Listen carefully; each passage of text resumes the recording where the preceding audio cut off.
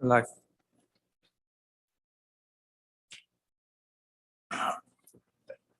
No. There. Thank Well, you want somebody not mad at you in the city of Dalton? Everybody's mad at me, they gotta be mad at you too. Let's call the Monday, April 18th meeting, the Dalton City Council meeting to order. Mr. Mock will lead us in the pledge.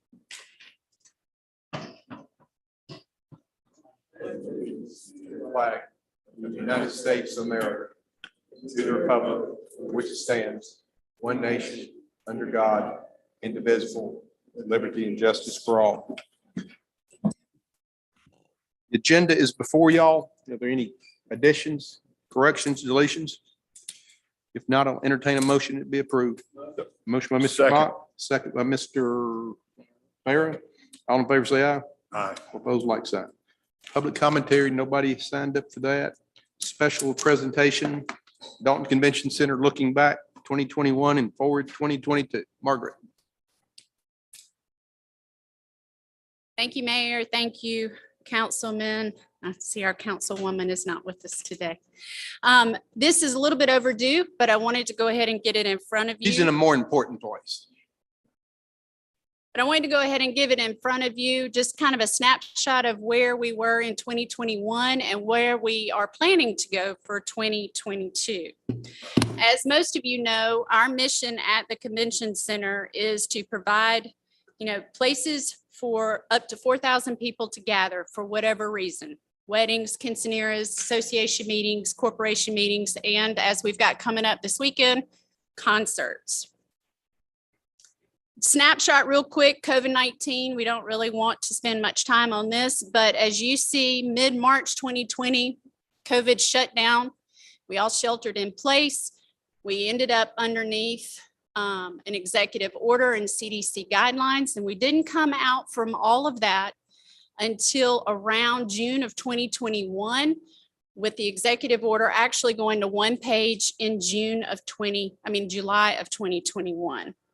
What that did was it rearranged how we were able to conduct business. We had to look at our food and beverage and reorganize how we could serve.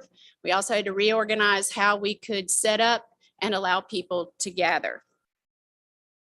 2021, our advertising and marketing, we've kept up our social media, DaltonConventionCenter.com website and DaltonEvents.com. And as you can see, we had Michelle's Kitchen, Dalton State Basketball, and other various events as it slowly started to return to what we call somewhat business as normal. We did print advertising to the Hispanic community for the quinceaneras, Cityscope in Chattanooga publication that was to reach out to the weddings. And then, of course, Floor Focus was one of our newer pieces to reach out to our flooring industry and remind them that we have the space to social distance, regardless of what the event might be. Of course, they're in the Dalton Visitors Guide, and then our electronic billboards, as well as memberships, Georgia Society of Association Executives, and then we have a diplomat on the Chamber of Commerce. Real quick summary, just some ideas of what we did in 2021 to pivot with COVID shutting us down as business as usual.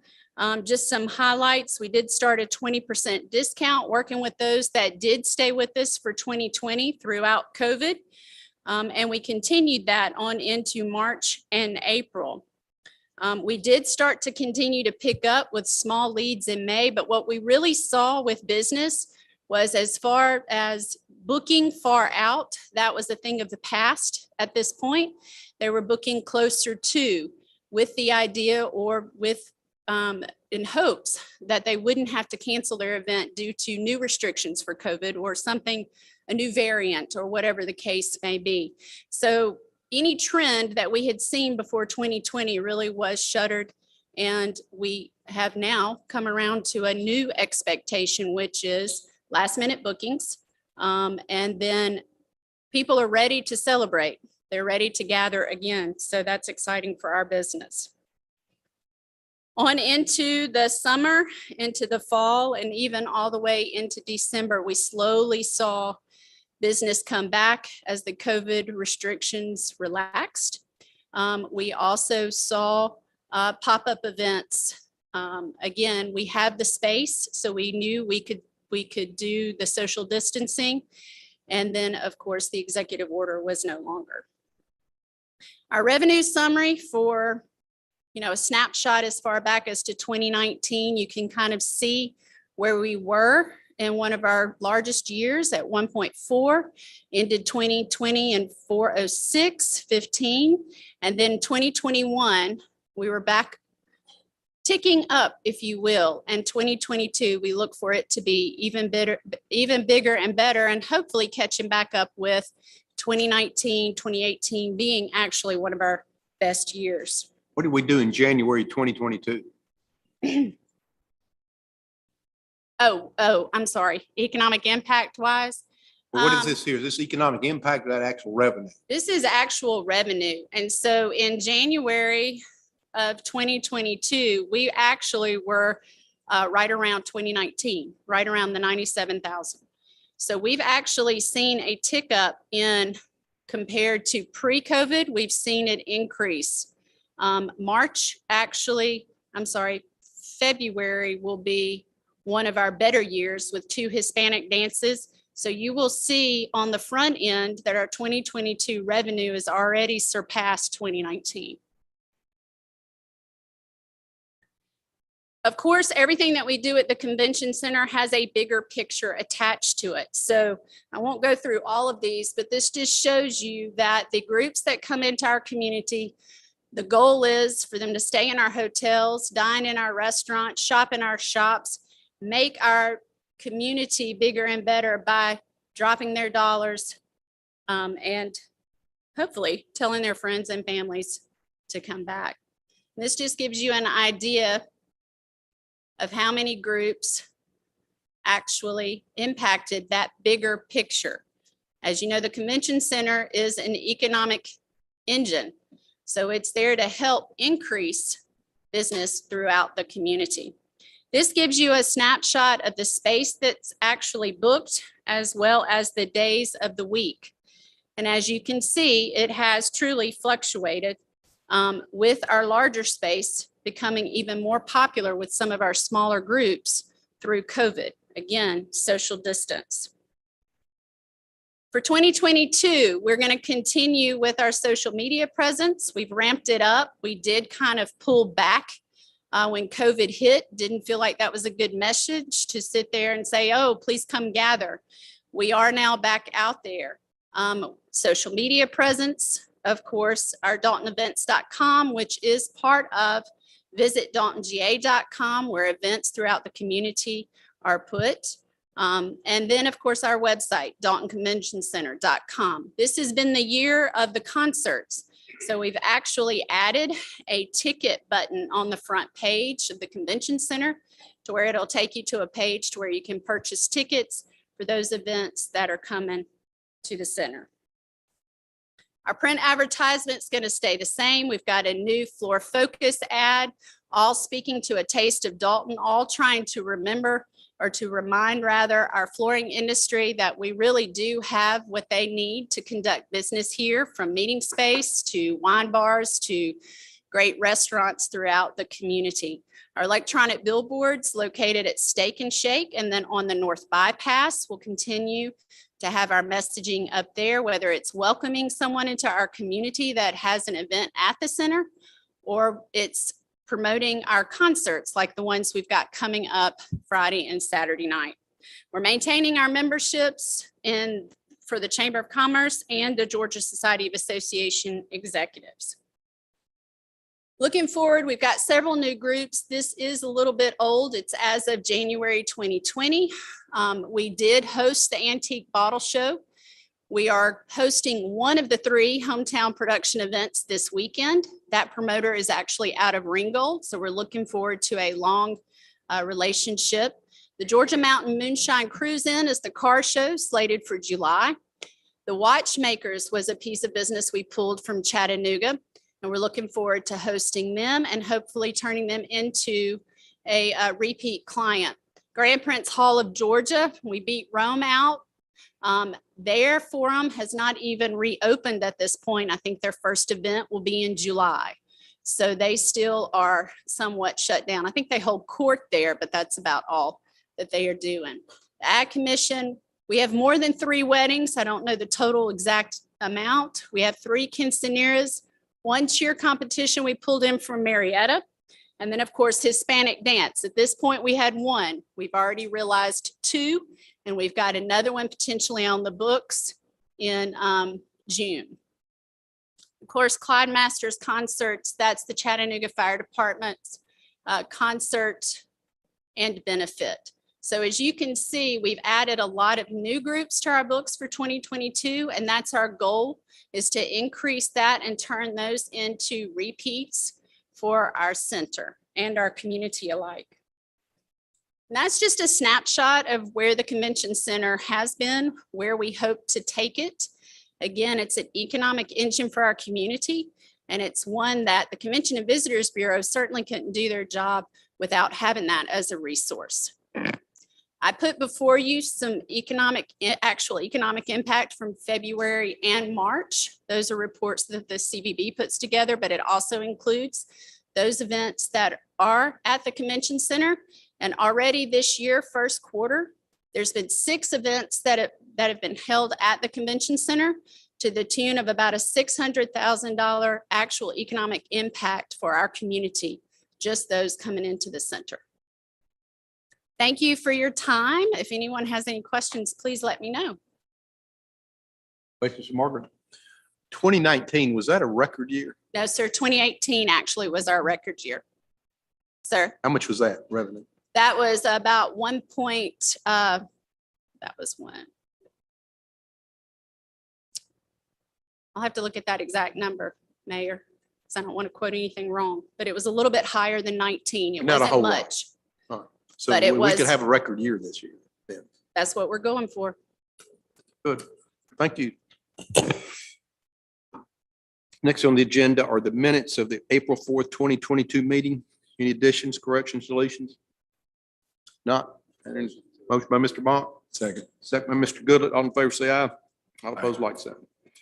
Next, unfinished business, second reading ordinance 22-08 to repeal subsection D of section 26-34 of the revised code of 2001 in order to eliminate the percentage discount and occupational tax due to the city when a business commences in the city on or after July 1st in any year, to establish an effective date to provide for severability, to repeal conflicting law and ordinances, and for other purposes. Who's you, Andrew? Thank you, Mr. Mayor and Council. As you mentioned, this just is to repeal subsection D of City Code 26-34, which is from the business section of the city code. Right now, that provision provides for a reduction of only the employee portion of the OTC calculation. If a business commences after July 1, this would remove that.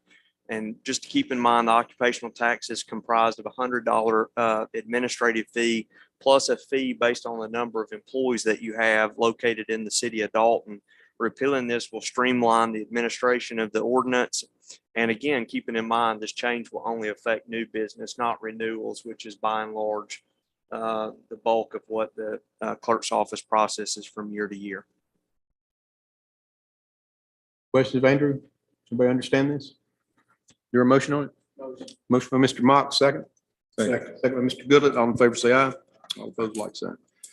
New business number 4, DCA certification of consistency and local government approval forms for Northwest Georgia Family Crisis Center emergency shelter grants. Cindy? Yes, Mayor and Council. The Georgia Department of Community Affairs requires the city of Dalton to certify that certain nonprofits' goals to receive these grant monies are in line with our 5-year con plan that we developed through the CDBG program, and emergency shelter is one of those items. So it does comply with our 5-year con plan. But right now, it does comply with it. All right. Any questions, Cindy? Your motion? Motion by Mr. Mock, is there a second? Second. Second by Mr. Farrell. All in favor, say aye. Aye. All opposed, like sign. Number 5, fiscal year 2021 budget amendment number 5. Yes, Mayor and Council. This is our final budget amendment for 2021.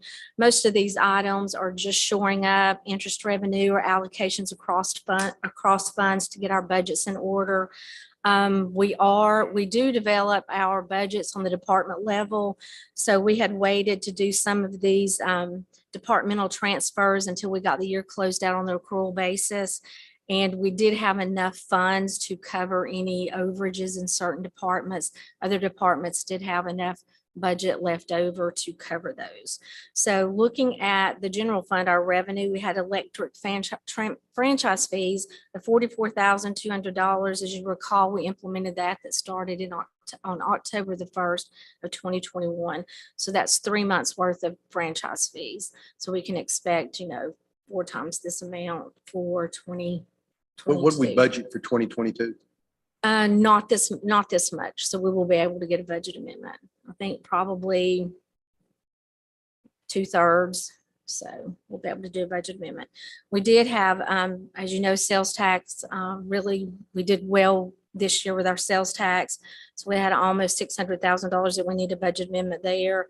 And then our hotel motel tax, we actually did $300 and almost $62,000 more than what we had budgeted. But this will get all of our accounts in adjusted for budget within compliance with the state and subject to audit, ready to move everything over to the auditors. Where did we finish bottom line? $1.6 million added to the fund surplus. Okay. Any other questions? This amending this year's budget, No, it's 2021, our final budget. our final budget Yeah. based on your final figures for the audit. As you can see, most of them is under 10,000. We did have that ARPA grant that I didn't get a budget amendment for. So that one and the general fund were the 2 largest. But most of them are moving a little bit of interest money here, moving some transfers in and out just to get everything copacetic at the end of the year. Your motion? So moved. Motion by Mr. Mock, second by Mr. Farrer. All in favor, say aye. Aye. All opposed, like sign. Number 6, the fiscal year 2022 budget amendment number 2. Yes, Mayor and Council, we had a wrecked vehicle of $10,605 coming in from insurance proceeds. We are putting that back into the police budget for small equipment purchases. We did have nuisance abatement reimbursements and need to increase that line item $11,000. So revenue offsetting an expenditure for both of those first line items. Then we have a donation to Special Olympics. The police department has an October Beard fundraiser, and those funds just rolled into our fund surplus for 2021. And then they're going to cut a check to Special Olympics. So we have revenues of 21,605, and we utilized $13,035 of our contingency for no decrease or increase to our fund balance at this time. Any questions? Your motion? Move. Motion by Mr. Ferris, second by Mr. Mock. All in favor, say aye. All opposed, like sign. Number 7, contract with Mesotech International for automated weather observation system at Dalton Municipal Airport. Yes, Mr. Mayor and Council. This is a work contract with Mesotech International to provide a replacement automated weather observation system at the airport. The funding for this has already been previously approved. It'll be a 75% state grant with a 25% local match. So no need to reapprove the funding on it, but just need the mayor's signature on the contract. The contract has been reviewed by the city attorney. Any questions, Andrew? I have a question. Yes, sir. This bid out, these kind of airport Yes, sir. contracts like this. Yes. GDOT actually bid it out, and then we were able to come in a little bit lower than their contract price with Mesotech International. So we'll actually save a little bit of money. Came in under what we had budgeted for. Questions? Your motion? Motion by Mr. Mock. Is there a second? Second. Second by Mr. Goodlet. All in favor, say aye. Aye. Opposed, like sign. Number 8, professional service agreement with Geo Hydro Engineers for ground penetrating radar within the West Hill Cemetery. Thank you, Mayor and Council. So yes, this is the professional services agreement to contract GeoHydro to perform ground penetrating radar within the West Hill Cemetery. This is to ensure that we have no issues during our cemetery drainage project. Funding has been allocated from the 2015 SPLOST for the Ridge Street drainage study, and this has received a positive recommendation from the Public Works Committee.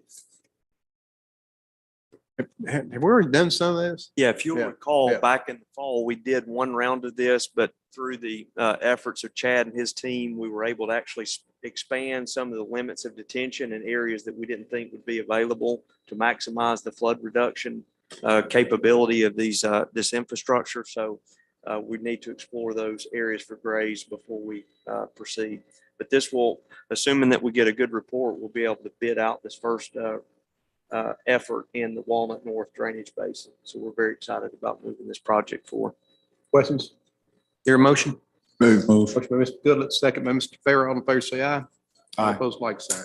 Number 9, contract for construction management at risk pre-construction services with Reeves Young LLC on the new aquatic center for the city of Dalton. Thank you, Mr. Mayor and Council. We've talked about this before in the Finance Committee meeting, but the city is using the construction manager at risk procurement delivery method, which we've never done before, just to try to better have the general contractor involved on the front end of the design of the aquatic center to help minimize bid day surprises with cost and looking at the material lead times as we go through the design process to avoid some of the supply chain issues you hear about in the national news. But the city has been working with our architect, KRH Architects. We issued an RFP for construction manager at risk services on February the 11th. We received 4 proposals on March the 11th. And our design team, which Caitlin Sharp, our Parks and Rec Director, is on, interviewed 2 very capable firms. It was a very tough decision, but at the end of the day, Reeves Young out of Sugar Hill received a high score from our RFP review committee. The contract is basically this CM at risk is 2 parts. The first part is for the CM, the construction manager, to provide pre-construction phase services. So that's what I'm asking for your approval on today. The cost of their pre-construction services will carry us through the completion of the design and development of construction documents. The cost from Reeves and Young is $15,000. It's a lump sum for those phase services. And then after we complete design and the pre-construction phase and the city agrees to move forward, assuming the project's on budget, we will sign an amendment, as the agreement provides that we'll sign an amendment for Reeves Young to proceed with construction phase services once we know what the guaranteed maximum price will be, which we assume to be $23 million right now. If we proceed, which will be a separate action of the city council at that time, Reeves Young will deliver those construction phase services for 6.2% of the cost of work. And that fee includes all of the contractors' overhead profit fees, design fees associated with KRH, project furnishings, contingencies, site work, pool, and building construction. We found this to be a very aggressive fee. So we were able to negotiate that fee even lower than what they proposed. And so again, today is just to allow them to proceed with the pre-construction phase services. And if all goes well through the design, we'll bring back to you that amendment that I discussed to move forward with construction phase services. Question of Andrew? Hear a motion? Motion by Mr. Mock, second by Mr. Goodlet. All in favor, say aye. Aye. All opposed, like sign. Number 10, professional service agreement with Greg Sims Architect for design services at John Davis Recreation Center. The busy night for the Parks and Recreation Department. Again, another project that we're working on internally, and we have been for several months, is the renovation of the John Davis Rec Center, working with Caitlin Sharp, her team, as well as Greg Sims Architect, who's been actually working with us for a couple of months on an hourly basis. We're ready to take the next steps. As you know, we've made the emergency repairs to the roof. That has resolved the roof leak issue. They've also already came in and done as-built drawings. The building is so old that we didn't actually have plans for the building. So now that we've done that, we're ready to move forward with Greg Sims' firm. The agreement calls for a $4.1 million project budget, including all fees, which the architect has noted due to the supply chain issues and inflation. That budget may need to be reevaluated as we get further in the plan development process. But the agreement calls for a 6-month design, construction to commence on in the 1st of January 2023, and it be a 12-month construction schedule, so be wrapped up by the end of calendar year 2023. Their fee for that scope of work would be 7.5% of the owner's budget, which is a very common fee for this type of work. The scope of work for the project, which we've been meeting on for several months now, what we've agreed to is to completely renovate the 1980s portion of the structure, which includes all the administrative offices, the conference and assembly space upstairs. And then based on the initial review of the gym, it looks like potentially a new gym, a modular gym to be placed back in this space of the existing gym for this budget, renovation of the pool equipment areas, a new entry and lobby to the building, and a new lifeguard locker room area. And that's all included within the scope of work for Greg Sims. Buckets are still gone, Caitlin. Any questions? There a motion? Motion by Mr. Mock. Is there a second? Second. Second, Mr. Fair. All in favor, say aye. All opposed, like sign. Resolution 22-03, finding no substantial public purpose in real property known as lot number 421, Group 5 of the Crown Cotton Mills, and authorizing its sale by sealed bid. Andrew? Thank you, Mr. Mayor. As you know, the city owns the lot at the northeast corner of Chattanooga Avenue and Tyler Street, and Public Works Department has been mowing it now for about a decade. What this resolution would do is declare the property no public purpose to allow city staff to move forward with accepting sealed bids on the property. The lot has been surveyed and it's 9,100 square feet plus or minus. That acreage or that amount of area lends itself more to an R3 zoning. The lot is currently zoned R2. So this resolution would require the high bidder on the surplus property to apply for R3 zoning, which would be more consistent with the lot. And what it would also do is require the high bidder to build a home that architecturally would be similar to the Crown Mill homes that were built by the Crown Cotton Mill, and pay homage to that historical character of the area. And this would allow city staff again to move forward with bidding out this lot and putting it back on the tax digest. So it is going to require a design similar to what, That's correct. That way a modern home can't be built, and it would be consistent with the rest of the neighborhood. Any other questions? I have a question. Since this is a single family neighborhood, why would we change the zoning to R3? R2, our current code requires R2 to be a minimum lot area of 15,000 square feet. And as I said, this lot is only 9,000 square feet. The minimum lot area for R3 is 7,500 square feet. So we didn't want to put this out for bid and it be a non-conforming lot. So the bidder will be required to apply for that R3 zoning, which is. That still requires a single family house. That's correct. Single family, it would remain single family. It would just be in conformance with the zoning ordinance. I think it's got to go before the planning commission first. So we just, as we do normally with the planning commission, the person that's under contract for the property can go ahead and apply for the rezoning. So they can do that even before we issue deeds. Motion by Mr. Mock, second. Second by Mr. Fair. All in favor, say aye. All opposed, like sign. Number 12, resolution 22-04, authorizing the city of Dalton to enter into a boundary line agreement by and between the city of Dalton and State Enterprises, Inc. for the adjoining real estate tracts off Wall Street in the city of Dalton. Thank you, Mr. Mayor. This is another longstanding property issue, just a cleanup really on the property across from City Hall on Wall Street, the Ed Staten Enterprises building and the old City Park school lot. For years, there have been surveys that dispute one another, but Some of the most recent surveys show a 4-foot encroachment of the State Enterprises building into the city tract there where the old City Park School used to be. However, other surveys in the past did not show that encroachment. So to resolve this issue once and for all, we had registered land surveyor Chris Lewis prepare a drawing, which you see in page 143 of your packet, to split. There's a joint use drive between the Staten property and the old City Park School. We would split that driveway with a new property line, which would put his building totally within the property limits. And then this resolution would also provide for us to enter into a joint use driveway easement that would allow both parties to use the driveway, and the maintenance cost of maintaining that drive would be shared by each entity. So this would clean up a longstanding issue for both parties as we move forward. Questions? Motion by Mr. Mock, is there a second? Second. Second by Mr. Goodlett. All in favor, say aye. Aye. All opposed, like sign.